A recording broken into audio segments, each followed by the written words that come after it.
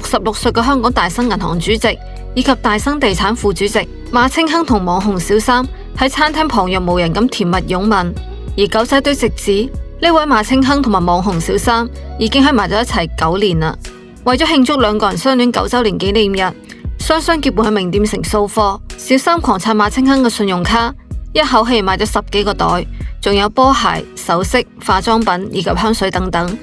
半個鐘頭就已經使咗過百萬。喺大肆購物之後，兩個人就去西餐廳共進晚餐。然而食飯並唔係重點，上演活春宮圖先至令人嘆為觀止。皆因食飯嘅全過程，女方都不斷喺台底摸男方嘅大髀，兩個人繼而情不自禁咁激吻。呢個過程仲有第三者見證，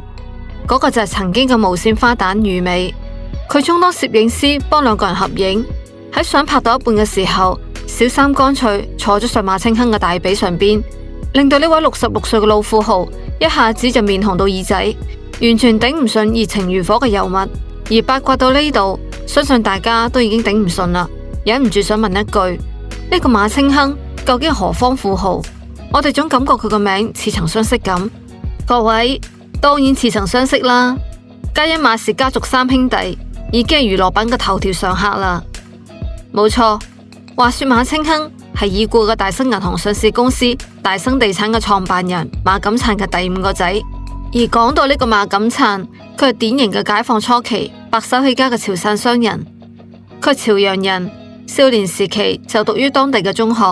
後嚟因為爸爸過身冇錢讀書，所以中途輟學去咗汕頭嘅某間銀號做嘢。大家都知道嗰個年代嘅銀號亦就係銀行。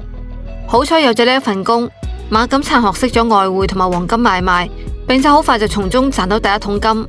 上個世紀30年代就喺汕頭創立有發銀行，到咗1936年移居香港，創辦大生銀行，繼而喺經濟蓬勃發展嘅年代不斷買入地皮，成立大生地產發展公司，因此就成就咗香港地首屈一指 Old Money 銀行馬氏家族。由於馬氏家族喺香港上流社會久負盛名，所以就算馬錦燦老人家早已經喺1984年因為腦血管栓塞過身，佢嘅子子孫孫依然可以揮霍住家族幾百億嘅資產，從而創造出好多風流傳說、八卦韻事。你睇下，據講馬錦燦老人家一世人娶咗1妻3妾，前後生低咗11個仔女。由於潮汕人傳男唔傳女，傳長唔傳幼，傳宗接代思想使然，所以馬家嘅資產基本上都集中喺馬清忠、馬清揚、馬清偉同馬清亨4個男丁手上。